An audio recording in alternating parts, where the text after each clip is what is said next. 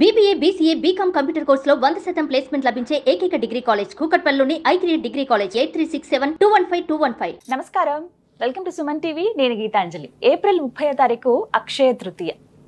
వైశాఖ మాసంలో వచ్చేటువంటి ఈ పర్వదినం చాలా అత్యద్భుతమైనది, విశేషమైనదని చెప్తారండి. అయితే అక్షయ తృతీయ అనగానే మనందరికీ ముందుగా గుర్తొచ్చేది బంగారం కొనాలి ఆ రోజు ఎంతో కొంత అని.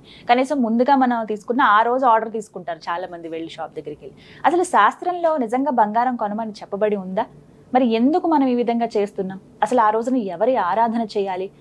అక్షయ తృతీయ అంటే మన ఇంట్లో క్షయం కాకుండా ఎప్పుడు సమృద్ధిగా ఉండేటువంటి పాత్రల్లాగా, అక్షయ పాత్రల్లాగా మనం ఏమైనా తయారు చేసుకోవచ్చా? అలాగా అసలు అది సాధ్యమవుతుందా? ఎవరి ఆరాధన చేస్తే మనకి మంచి ఫలితాలు దక్కుతాయి? ఎటువంటి పరిహారాలు ఆ రోజు చేసుకోవాలి? అసలు మొత్తంగా అక్షయ తృతీయ విశిష్టత ఏంటి తెలుసుకుందాం. వివరించేందుకు ప్రస్తుతం మనతో పాటు ఉన్నారు ప్రముఖ జ్యోతిషులు బ్రహ్మశ్రీ నందిబట్ల శ్రీహరి శర్మ గురువు గారు. వారితో మాట్లాడదాం. గురుగారు నమస్కారం అండి.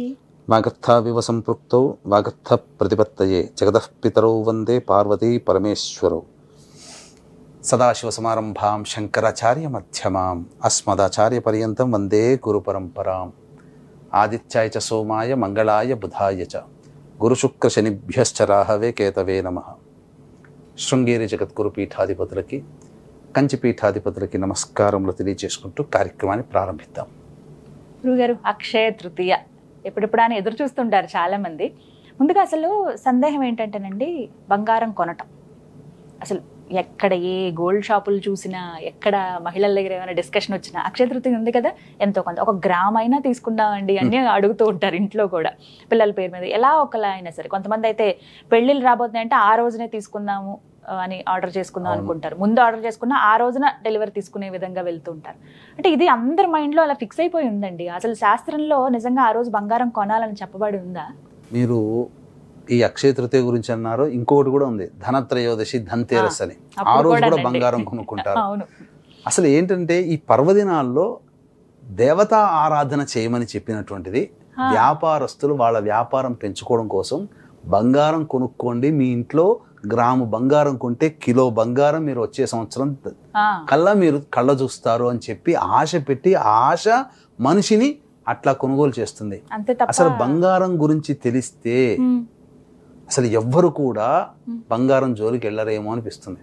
ఎందుకనంటే కొన్ని వందల టన్నుల మట్టిని శోధిస్తే తప్ప ఒక్క గ్రాము బంగారం తయారు కాదమ్మా. కలిపురుషుడు ఎక్కడ ఉంటాడో తెలుసా?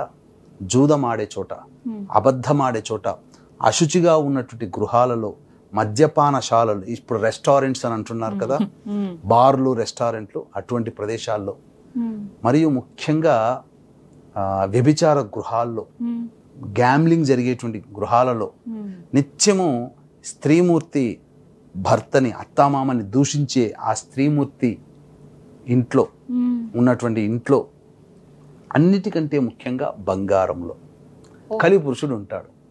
అందుకని శాస్త్రంలో ఏం చెప్పబడిందంటే, బంగారం దొరికింది అని అంటే సంతోషపడకుండా బంగారాన్ని ఎక్కడో చోట సద్వినియోగం చేయమన్నారు. అందుకే మీకు గమనించుకుంటే వేమన సైతము, ఆదిశంకరాచార్యుల సైతము కూడా బంగారాన్ని తయారు చేసే విద్యని సంపాదించారు. కానీ ఆ విద్యని సంపాదించుకున్న వాళ్ళు లోకోపకార్థం ఉపయోగించుకోవడం తప్ప మీ స్వార్థానికి బంగారాన్ని వాడుకోకండి అని చెప్పి, బంగారం కొనడము అనంటే కలిపురుషుణ్ణి మన ఇంట్లో మనం పెట్టుకున్నట్టే లెక్క. కాబట్టి పండుగ రోజున మన అక్షయ తృతీయ అంటే ఏంటి? అక్షయం అంటే ఏంటి? క్షయము కానిదంటే నశించనిది అని అర్థం. కాబట్టి బంగారాన్ని తెచ్చుకుంటే ఒక కలిపురుషుడు అంటే 100 కలిపురుషులతో సమానంగా బంగారాన్ని పెట్టుకున్నట్టు చెప్తే భయం వేస్తుంది. కానీ అసలు ఆ రోజు ఏం చేయాలండి? అక్షయ తృతీయ రోజు, అక్షయ తృతీయ రోజున ముఖ్యంగా అక్షయ తృతీయ రోజు విశిష్టత ఏంటనంటే, పరశురామ జయంతిగా చెప్పబడింది, గంగాదేవి భూమికి అవతరించిన రోజుగా చెప్పబడింది, సూర్య భగవానుడు పాండవుల యొక్క ఆరాధనకి మెచ్చి అక్షయ పాత్రను ప్రసాదించినటువంటి రోజు, వ్యాస భగవానుల వారు భారతాన్ని రచించేటప్పుడు ఈ అక్షయ తృతీయ రోజునే ప్రారంభించాడు. అన్నిటికంటే ముఖ్యంగా కుచేలుని కలుసుకున్నటువంటి రోజు అక్షయ తృతీయ. అలాగే ఈ అక్షయ తృతీయ రోజున ఈశ్వరుణ్ణి ప్రార్థించి, ఈశ్వరుని మెప్పించి, లక్ష్మితో సమానముగా అధిపతిగా, ధనాధిపతిగా కుబేరుడు అయినటువంటి రోజున. కాబట్టి ఇటువంటి మహత్తరమైనటువంటి రోజున దేవతానుగ్రహాన్ని పొందేటువంటి పూజాది కార్యక్రమాలు, కొన్ని వస్తువులు ఇంటికి కొని తెచ్చుకోవడం, కొన్ని వస్తువులు తీసుకురాకుండా ఉండడం లాంటివి చేసుకున్నట్లయితే ఖచ్చితముగా వాళ్ళ కుటుంబంలో సిరి సంపదలు అక్షయమవుతాయి అని చెప్పబడి ఉంది. కాబట్టి ఇవి చెయ్యాలి, దేవతా పూజలు చేయాలి. ఈసారి మనకు అద్భుతంగా అంటే ఈ అక్షయ తృతీయ సాధారణంగా కృత్తిక రోహిణి నక్షత్రంలో ఉన్నప్పుడు కలిసి వస్తే అద్భుతమైన రోజు. కొన్ని గ్రహగతుల ప్రభావం వల్ల మృగశిర నక్షత్రం, ఆరుద్ర నక్షత్రం ఉన్నప్పుడు కూడా వస్తూ ఉంటుంటాయి ఈ అక్షయ తృతీయ. కానీ ఈసారి మనకు రోహిణి నక్షత్రంతో కలిసి వచ్చింది, అద్భుతమైనటువంటి రోజు తృతీయ, అక్షయ తృతీయ, రోహిణి నక్షత్రము. ఈ రోజున దేవతారాధన చెయ్యాలమ్మా. ముఖ్యంగా సమయం ఏమైనా ఉందా అండి వీటికి? ఈ సమయంలో సమయం చాలా మందికి ఎదురు చూసేటువంటిదేనమ్మా. ఎందుకనంటే అద్భుతమైనటువంటి సమయం ఏంటనంటే రోహిణి నక్షత్రము మరియు వృషభ రాశి, వృషభ లగ్నము, స్థిర లగ్నము, అటువంటిది సమయం 6:46 నుంచి 8:46 మధ్య కాలం ఏదైతే ఉందో అది వృషభ లగ్నం. ఆ వృషభ లగ్నంలోనే చంద్రుడు గురువు ఉన్నాడు. ధనకారకుడు గురువు, చంద్రుడు మనఃకారకుడు. గురుచంద్రులు కలిసి వస్తుంటే గజకేసరి యోగం అంటారు. ఆ చంద్రుడు ఉచ్చస్థితి, పైగా చంద్రుడి నక్షత్రమైనటువంటి రోహిణి నక్షత్రంలో ఉన్నాడు. కాబట్టి అద్భుతమైనటువంటి రోజు. ఇటువంటి అద్భుతమైనటువంటి రోజు 6:46 నుంచి 8:46 మధ్య కాలంలో ఇష్టదేవత ఆరాధన, ముఖ్యంగా లక్ష్మీదేవత ఆరాధన చేసుకోవాలి. అయితే ఈ మధ్య సమయంలో 6:46 నుంచి 8:46 మధ్య కాలంలో చూసుకుంటే 6:54 నుంచి 7:54 మధ్య కాలం చంద్రహోరం ఉంటుంది. ఇది చాలా కీ పాయింట్. వీక్షించేటువంటి ప్రేక్షకులు కూడా గుర్తుపెట్టుకోవాలి. అక్షయ తృతీయ ఏప్రిల్ 30వ తారీఖు రోజున 6:54 నుంచి 7:54 మధ్య కాలము చంద్రహోర ఉంటుంది. వృషభ లగ్నము, చంద్రుడు కూడా అక్కడే ఉన్నాడు, గురువు కూడా అక్కడే ఉన్నాడు. తరువాత 7:54 తర్వాత శనిహోర వస్తుంది. కాబట్టి ఈ సమయంలోనే 6:54 నుంచి 7:54 మధ్య కాలంలో జనరల్ స్టోర్లో గళ్ళ ఉప్పు, పసుపు, అంటే సముద్ర మథనముతో అమ్మవారి సంబంధించినటువంటి వస్తువులు కొన్ని వచ్చాయి. కాబట్టి గళ్ళ ఉప్పు, పసుపు, బెల్లము ఇవన్నీ కొనుగోలు తెచ్చి ఇంట్లో పెట్టుకోవాలి. ఆ సమయంలోనే సూర్యోదయం అయిన తర్వాత చక్కగా కాలకృత్యాలు అన్ని తీర్చుకుంటారు కదా, సూర్యోదయం అవ్వగానే లక్ష్మీ సంబంధమైనటువంటి వస్తువుల్ని దగ్గర పెట్టుకోవాలి. ఏంటి లక్ష్మీ సంబంధమైనటువంటి వస్తువులు? గోమతి చక్రాలు, లక్ష్మీ గవ్వలు, బెల్లము, పసుపు, గళ్ళ ఉప్పు, అలాగే కామధేనువు, ఆవు దూడ పాలు తాగుతున్నటువంటి కామధేను విగ్రహం కానీ లేదా కామధేను చిత్రపటం కానీ పెట్టుకొని, ఎందుకంటే సకల 33 కోట్ల దేవతలు ఆ కామధేనులోనే ఉన్నాయమ్మా. చాలా మంది చిన్న వెండివి చేసుకుంటారు, అవి చేసుకోవాలి, పెట్టుకుంటే మంచిది. వెండిది ఇంట్లో ఉన్నటువంటి లక్ష్మీ విగ్రహమో లక్ష్మీ రూపో తెచ్చుకుంటే మంచిది. చాలా మందికి కోరిక ఉంటుంది, అక్షయ తృతీయ రోజున బంగారం కొనలేకపోయామే అని చెప్పి. కాబట్టి ముందు రోజున వెండిది అమ్మవారి లక్ష్మీ రూపన్న తెచ్చుకొని 6:54 నుంచి 7:54 మధ్య కాలంలో ఈ చెప్పబడినటువంటి వస్తువులన్నీ దగ్గర పెట్టుకొని, అలాగే ధాన్యములు, మన ఇంట్లో సిరి సంపదలకి లోటు లేకుండా ఉండాలి కాబట్టి చక్కగా చిన్న చిన్న మట్టి దొరుకుతాయి, వాటన్నిటిలో బియ్యము, నవగ్రహ ధాన్యాలు అన్ని పెట్టుకొని, అవన్నీ పెట్టుకొని ఆ పూజా మందిరంలో పెట్టుకొని ఒక ప్లేట్లో పెట్టుకొని, అప్పుడు మధ్యలో ఆ ఉన్నటువంటి గోవుకి కానీ లేదా లక్ష్మీ రూపికి కానీ చక్కగా అభిషేకం చేసుకోవాలి.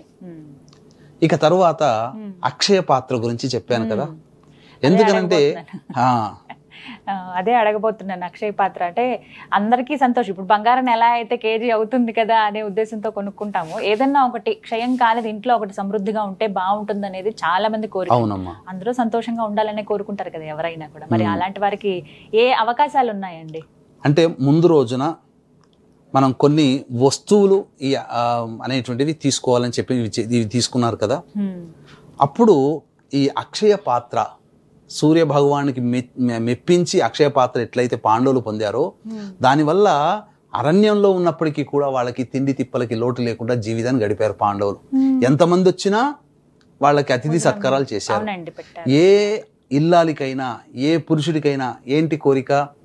నా ఇంటికి వచ్చిన వాళ్ళు కడుపు నిండా తిని వెళ్ళాలి, 10 మందికి నేను అన్నదానం చేసే శక్తిని నాకు ప్రసాదించాలని ప్రతి దంపతులు కోరుకుంటారు.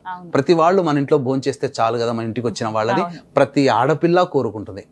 కాబట్టి అటువంటిది అక్షయ పాత్ర మనం సంపాదించుకోలేకపోయినా అక్షయ తృతీయ రోజున ఒక పాత్రని గనక సిద్ధం చేసుకుంటే ఆ రోజు దరిమల వాళ్ళకి ఆ పాండవులు పొందిన అదృష్టం వాళ్ళు పొందుతారమ్మా. కాబట్టి ఏంటి, ముందు రోజే ఇత్తడితో ఉన్నటువంటిది ఒక ఇత్తడిది గిన్నె కొనుక్కోవాలి. గిన్నె కొనుక్కొని చక్కగా శుభ్రం చేసుకొని ఆ 6:54 నుంచి 7:54 కాలంలో మధ్యకాలంలో పూజ చేస్తారు కదా, చక్కగా బెల్లం పాయసం ఆ గిన్నెలో వండి, పెద్ద గిన్నె తీసుకోవాలి, వండి చక్కగా నైవేద్యం పెట్టాలి స్వామి. ఆ సమయంలో చేయాలి. చేసి పూజ చేసి ఆ పూజ తదనంతరం ఆ గిన్నెలో ఒకవైపు పూజ చేస్తుండగానే ఆ 6:54 నుంచి 7:54 మధ్య కాలంలో ఇంట్లో ఉన్న వాళ్ళు ఎవరైనా బెల్లం పాయసానికి తయారు చేసేయచ్చు. పూజ చేసుకోవడం చక్కగా లక్ష్మీ అష్టోత్తరం కానీ, లేకపోతే లక్ష్మీ సహస్రనామం కానీ, లక్ష్మీ సూక్తం కానీ, లేదా అమ్మవారి లలిత సహస్రనామం కానీ, లలిత త్రిశక్తితో కానీ చక్కగా అభిషేకము జరిపించి అర్చన చేసి ఆ పాయసాన్నం ఆ సమయంలోనే గనక పెట్టుకుంటే, ఎందుకనంటే చంద్రహోర, రోహిణి నక్షత్రం, వృషభ లగ్నము ఉన్నటువంటి సమయము 6:54 నుంచి 7:54. తర్వాత మళ్ళీ శనిహోర వస్తుంది, అది ప్రాశస్త్యము కాదు. కానీ వృషభ లగ్నం 6:46 నుంచి 8:46 వరకు ఉంది. ఈ మధ్య కాలంలో ఉన్నటువంటి సమయం చాలా అద్భుతం. 6:54 నుంచి 7:54 అద్భుతమైనటువంటి సమయం. ఆ సమయంలో చేయండి. తర్వాత నైవేద్యం పెడతారు కదా, ఆ రోజున ఆ పాత్రలో వండినటువంటి అన్నాన్ని ఎవరికైనా అతిథులకి అభ్యాగతులకి, ఎట్లాగో బెల్లం పాయసం చేసి నైవేద్యం పెడతారు, అయిపోతుంది, దాన్ని పక్కకు పెట్టేయండి. తదనంతరం అన్నాన్ని తయారు చేసి ఆ పాత్రలో అతిథులకి అభ్యాగతులకి ఎవరికైనా అన్నదానంగా వాళ్ళకి చేయండి. ఆ విధంగా చేయడం వల్ల అది అక్షయ పాత్ర. దానివల్ల ఆ కుటుంబంలో సిరి సంపదలకి లోటు లేకుండా నిత్యము 10 మందికి పెట్టగలిగే శక్తి అంటే మాటలు కాదు కదమ్మా. ఆ రోజున చెయ్యాలి. కొన్ని వస్తువులు కొనుక్కోవాలి. ముఖ్యంగా సాయంత్రం కాలం పూటన ఒకటి దివ్య దర్శనం ఒకటి ఉంది, అది చేసుకోవాలమ్మా సాయంత్రం అండి. ఇంకా మీరు ప్రత్యేకంగా ఏమైనా పూజా కార్యక్రమాలు ఏమైనా చేస్తున్నారు గురుగారు అక్షయ తృతీయకి? అక్షయ తృతీయ రోజున అద్భుతమైనటువంటి రోజు, క్షయం కానటువంటిది.